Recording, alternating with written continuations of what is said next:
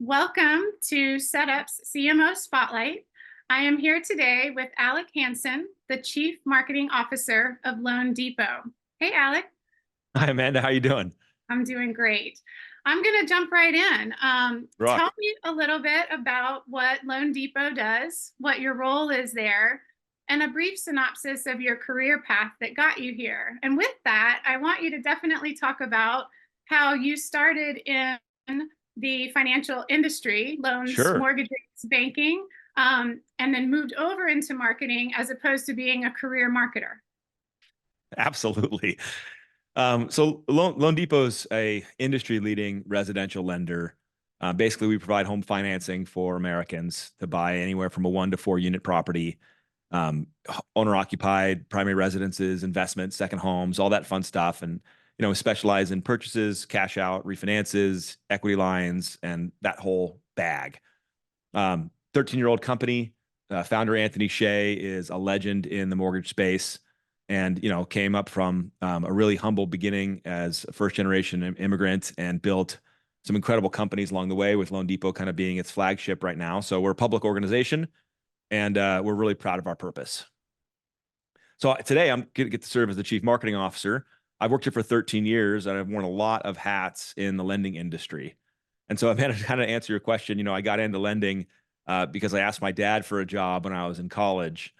And nobody goes to college and graduates thinking I'm going to become a mortgage banker. But I found he's been an inspiration to me, and finding this industry at such a young age, it's a hidden gem in America. It is one of the best industries. You get to deliver on the American dream. You get to change people's lives. It's a very entrepreneurial space, and it's just very slept on and underrated and kind of misunderstood. And so finding it young was really fantastic. And I came up just very grassroots. I was started as a receptionist, and then sat behind a great local leader down here in Southern California, and learned kind of how the game works and how this whole thing does. And then I built my career coming up through the production/sales part of the organization. And the irony there, and finding myself in the marketing role, is I always describe sales and marketing as kind of two sides of the same coin. And they're very different, but they're very interconnected. And so throughout my entire career, as a salesperson and as an executive and as a leader, I found myself very passionate and very engaged in the marketing side of the world as the doorway to helping sales grow. And so I half-heartedly joke that I'm in the CMO position now because I put videos on the internet. But really what happened was, about 6 years ago, I was inspired to figure out how this new marketing world was impacting our salespeople. And so to make a long story short, I was very good at communicating and coaching and mentoring people in what I would call traditional referral-based belly-to-belly sales. That's how I came up, and I felt very comfortable in that space. But fast forward to 2020 and 2018 and all this craziness, the world has radically changed, and everyone's staring at their phones all day long now. And so because of how the world has changed, man, sales and marketing has to change and adapt. And I realized that if I wanted to be the leader that I would actually follow, I better be a practitioner as well. And so I started to really heavily invest in my understanding of the digital marketing space and the marketing space. And I started to build my own personal brand, and I started to do things that I was coaching salespeople how to do. And it just transformed my career. So about 6 years of heavily investing in that turned into a tap on the shoulder and saying, "We'd like you to consider taking the CMO role." And I was like, "Are you sure you're talking to the right person?" So I do bring a unique perspective into the marketing space, which I think is a little bit of a superpower and a double-edged sword sometimes. Got it.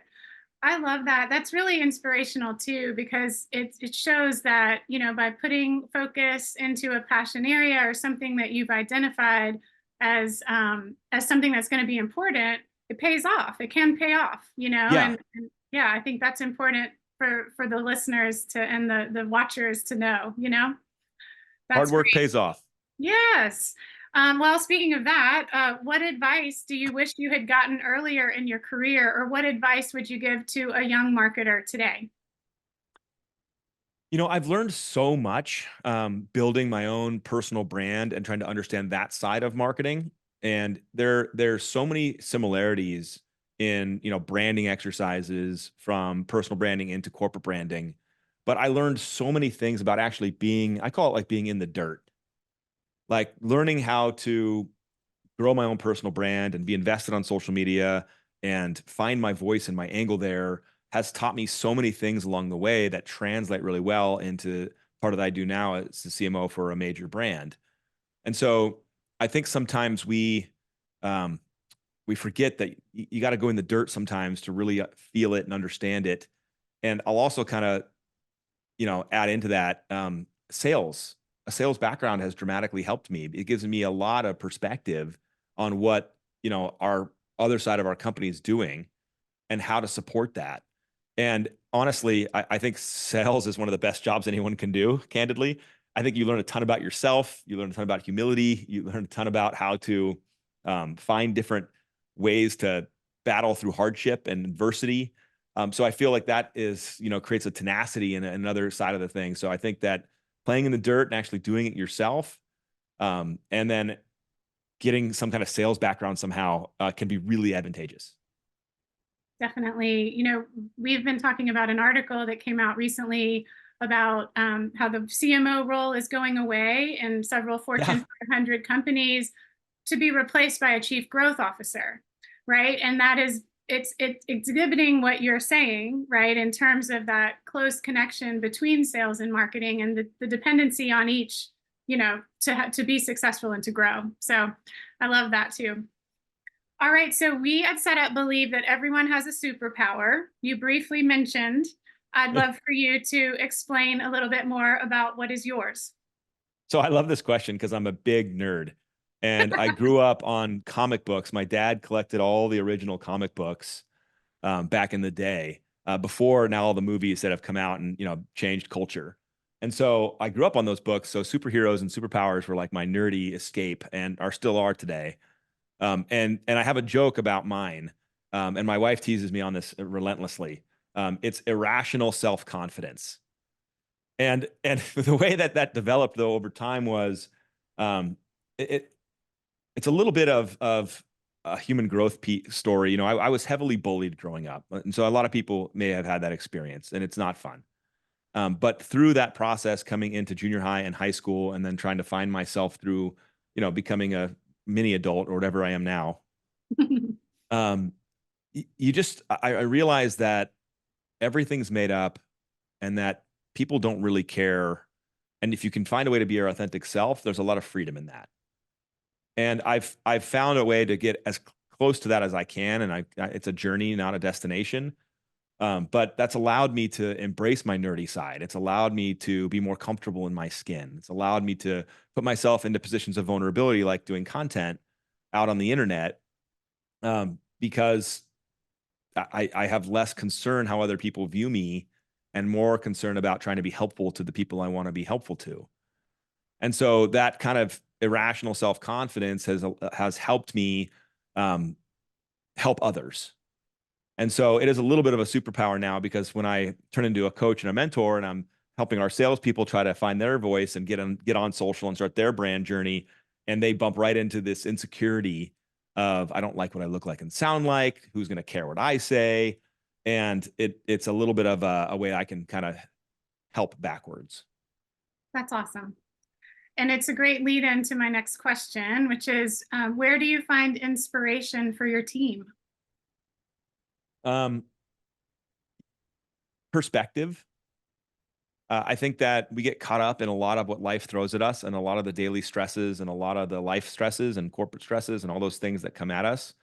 But when you can really land back on perspective, you can find a lot of strength to do what needs to be done or to get through your day. And let me give you some examples. So, in lending, it's a high stress environment, because if you can imagine that, somebody's moving, and just moving is one of the most gnarly, crazy things a person can do, up there with like death and public speaking.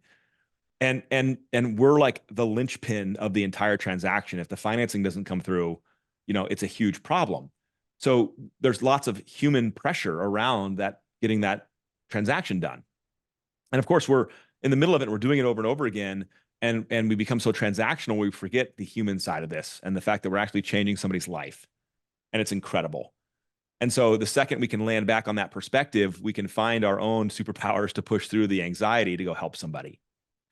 And then, in terms of content and putting out your own content and helping people kind of become better branding and marketing for their own personal sales efforts, there's a great quote that says, you will care a lot less about what other people think about you when you realize how seldom they do. That's And great. it's great because we're so caught up in our own stuff that we forget that like everyone else is caught up in their stuff. They don't really care about your stuff. They're not paying attention to you. And there's a lot of freedom in that. And so perspective, I think, is a great, tool to fall back on. It sure is. I love that answer. What are the values you demonstrate as a leader, or what are the values that you look for in others? I love leaders that lead from the front and are like first into the breach, so to speak, kind of leaders who are not just telling you to go somewhere or do something, but are who are doing it alongside you. And like I mentioned that in the dirt kind of concept earlier, but like, they're practitioners too. And they don't think they're right. They're just here to learn alongside you what is right. And they value your opinion the same way they value their own. So I really like leaders like that. But I also really value humility and empathy in leaders, which is really hard. A lot of times, a lot of people who are leaders came up and experienced a lot of success. So they're like, well, I've done this, so just do what I did. But having the empathy to kind of go, well, maybe things are different now, and maybe I need to learn something new, and maybe things are changing. I have this, I don't know who told me this. I wish I could remember, Amanda, but somebody told me that the best leaders become irrelevant. I love And it too. the ability to empower a team around you so much that you don't do anything anymore is a really scary and awesome thing in my mind. Agreed. Yeah, I was told once that you should hire people that are smarter than you, right? And that is kind of in that same vein of, yeah, because then it's okay if you disappear because you've created this thing that's better. And also just the sum of all its parts, the whole is better. So that's great. Yep. Okay. You want to know what drove me nuts on that too in the Yeah. beginning? Yeah. Somebody told me that, do you remember in high school, group projects? Sure. I always used to hate group projects because you had to rely on other people who would never do their part. And you always get the one person who never do their part, and then you're forced to do it all. And it was really annoying. And someone told me, well, guess what, Alec? Life is a group project. And I was like, oh, dang it. You're so right. It totally is. They were I right. better get used to it. Yeah, they were right. That's great. Well, setup helps marketers thrive by bringing them together with the best people and resources. So this often means that setup connects brands with marketing agencies that can fill gaps, whether that's in capacity or capability. And because we live in that space in between brands and marketing agencies, we have a unique perspective on that relationship. So I wanted to ask, how do you work with marketing agencies today? I think there's tremendous benefit in figuring out where your skills lie and where they don't lie. And leveraging up teams, and whether that's, hiring internally or working externally with agencies to fill those gaps to, again, it's a great segue into life's a group project. So it's figuring out those things and having the humility to maybe say, I don't need to be the best at this, or maybe bringing on an agency to learn and to become better at this. Recently we're doing this with a couple different agencies where the foundation was, hey, look, I want to be really good at this, and we're not really good at this, and you are really good at this. And so how do we work together? And not to the point where I become dependent forever, and maybe I do, but maybe to the point where I can stand on my own 2 feet and I can become better. And I think that's a really important kind of balance of when to find an external resource versus try to bring internal resource, because not everything can be solved internally, potentially. That's kind of a failure to kind of understand how it works too. So I think it's a balance. And I think that humility can go a long way in finding the right partnership. Definitely. Yeah, and I love you use the phrase partnership or the term partnership because that's truly how we view it is we're, connecting Yeah. brands and agencies together to forge a partnership and go forward and do great things, accomplish those business goals, knock Yep. those things out of the park. Well, to get a little more specific, are there marketing functions that you would typically outsource to an agency or are there others that you feel, typically should be held closely within your company? And, these answers vary, of course, depending on the company and how you're structured, but we're just curious about you. Yeah. Let me give you a good example. So I'm some of the people that I look up to and try to take learnings from is this crazy maniac named Gary Vaynerchuk. Mhm. And he's a wild as out there as you can get, and exceptionally passionate, and part of me loves that stuff. And his take on social media as and as a vehicle for growth and how to leverage it and position in it, I think is very novel in today's world. I think people are undercutting his stance or not viewing it in the same level of seriousness that I take it. So he's been an amazing partner in coming alongside loanDepot as we've really figured out how to find our voice in the social media ecosystems out there. And so, again, it's one of those things where the difficulty is, we don't speak the same languages. They're not mortgage people, and so there's how do you find that blend where because ideally I'd love to do it all in house and have that kind of vibrancy here, but that's not realistic in with the resources and where we find ourselves. So again, it's kind of like that's a good example of looking for ways to augment the team and bring in strengths from other areas in order to achieve a shared objective. Awesome. So, how do you, as the CMO, how do you show the value of marketing to the rest of the company? Oh, I love that question. Um, So you have to remember, I mean, or if the listeners are hanging out, like I come from a very long sales background, and in sales, it's results. You show me the bottom line, and you're either on the top or the middle or the bottom of the sales results. And then as I became, grew up in my career there, it was all P&L management and execution. So I definitely have a hard lean towards the performance of certain things, and I do believe that brand marketing can have an angle of performance marketing built into it that you can measure, and it's never going to be the same as it's not the same thing as performance marketing where you spend X and want a return of Y, but there are I feel they're more connected than ever. And so I'm not afraid to lean into that. And I love leaning into that. And I love, like, we have major activations with Major League Baseball and our own park, loanDepot Park in Miami. And, those are the purest level of, brand and awareness. But I'm always over here like, well, how do we get customers from this? Because just because they saw something on a TV commercial, who cares? We're not even watching commercials anymore. So how do we really maximize this? And so I don't know. I think that's a little bit of my sales perspective is I'm always trying to figure out and ask those questions. Probably why, our chairman likes me, because I'm like, well, did this make us any money? It made me feel good. Well, did it make any money? So it's like, there's got to be a connection somewhere. And I think the world of branding and marketing is converging on this. And social media is a great example because you get such immediate, incredible feedback from social media almost instantly on branding efforts. And if people like that, it turns into opportunities, and those are measurable and trackable. So I don't know. I think the world's converging. Yeah, yeah, yeah. That engagement, if I'm a regular consumer and I've never seen, content from another place where I can get a loan, but I've had a cool experience with content that loanDepot put out, then I'm much more likely to move in that direction when I'm ready to buy that house. It's really cool. Well, a great example of that recently was in the last 6, 7 months as our social media started to really find its voice and become a lot more consumer centric versus like industry centric. Our organic lead velocity through our website has gone up like 5,000%.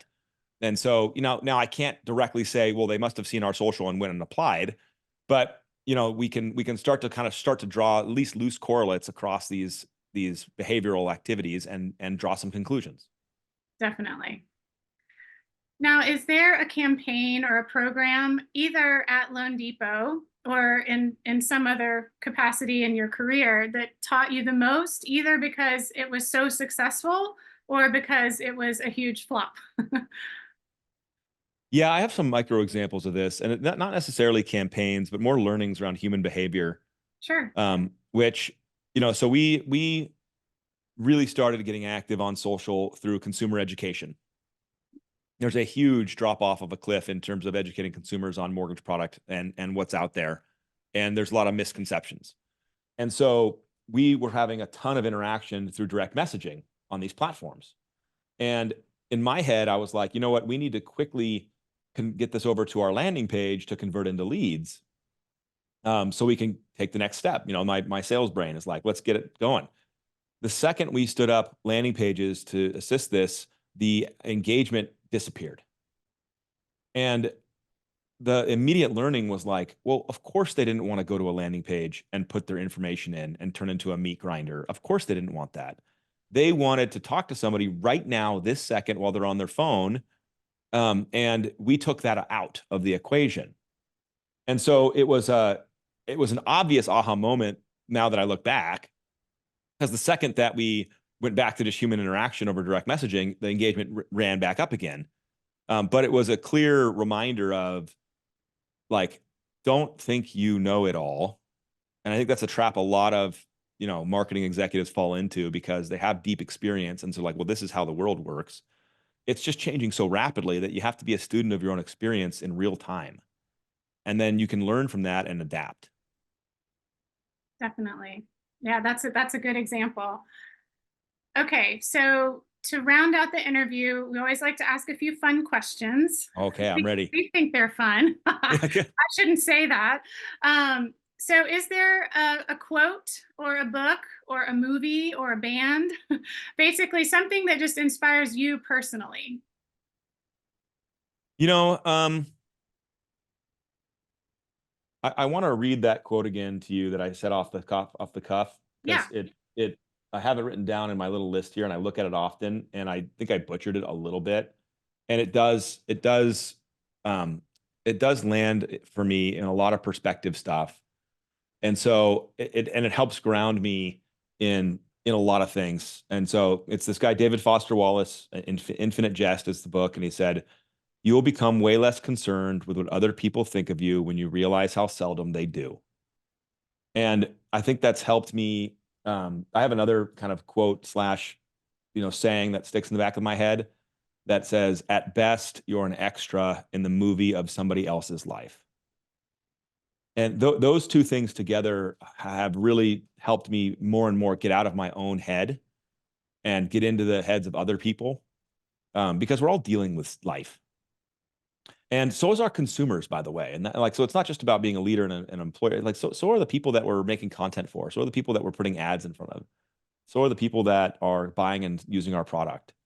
And so the more we can get out of our own heads and into their shoes, I think we become better marketers. We definitely become better leaders, and maybe just better people. So I don't know. That's just kind of, I hope that helps somebody out there. It's already helping me. So there. Other than your family, where do you find joy outside of work? Well, I have physical fitness, and it sounds so lame, because it's so core to humanity. But we're physical things. Like, we're living in these skin things, and we have muscles and bones, and we walk around and we're these things. And I have just found that having a intentionality behind taking care of that physical thing really helps your life. And it's not just to sit up here and be like, everyone should work out and eat better. Like, we all know that stuff. But it's one of the most selfish and selfless things you can do, is to take care of yourself. Because how can you be there for somebody else if you're sick and you need them to be there for you? So it's just one of those things that I think is so crucially important to humanity. And yet, we get so busy, and we're so, it just It always takes the lowest seat sometimes when it should try to take the highest seat. I just want people to be healthy, and healthy and happy. They go along, they go together. Agreed. And it is, obviously as time has gone on and how the majority of people do their jobs and make their money has become less and less physical, right? It becomes Totally. something that we have to add in, right? We have to make time for. So that resonates with me deeply. And it is something that, it also reminds me of the airplane speech, right? Put your own oxygen mask on before helping others. It's the same thing. Yeah. 100%. Great comment. Okay, is there a fictional story or a realm or like a movie that you would like to live in? I know you talked about comic books earlier, but no pressure to make that your answer. Just curious if there's somewhere that you, in an alternate universe, you'd like to live there. Oh, that's so fun. I love superheroes. I love fantasy. I love all those make-believe worlds. I grew up on that stuff and I enjoy it so much. Living in it sounds terrifying. I don't know if I want people with superpowers cruising around or magic powers flying around. But it definitely is fun to visit every now and then in my brain. So we'll share that. Fair enough. And then is there a brand that you've never worked on that you most admire and why? Well, I admire different things about different brands. So like I absolutely love Apple's brand. I think they've done an incredible job, solidifying themselves. But I love Nike. I just think it's iconic, and I wear Nike shoes, and like I love all that stuff. But like little things like Liquid Death is a hysterical brand. Love And them. like what they've done is just, it makes me laugh. And I'm like, you know what? They're living their truth. It's like hysterical. And I wouldn't want to work there. Like I don't have a personal connection to that, but I really admire, what they've done in their space to carve that out. Red Bull has done such incredibly unique, fun things that I'm just and I think their product is not good for humans, but I'm so impressed with like what they've done. So, that's just some examples of it's just fun to be inspired by some great minds that have done great things that live on, in our hearts and minds. Absolutely. Well, what a great way to end this interview. I want to thank you, Alec Hanson, CMO of loanDepot, for talking with us today. Thank you so much, Alec. My pleasure, Amanda. Thanks.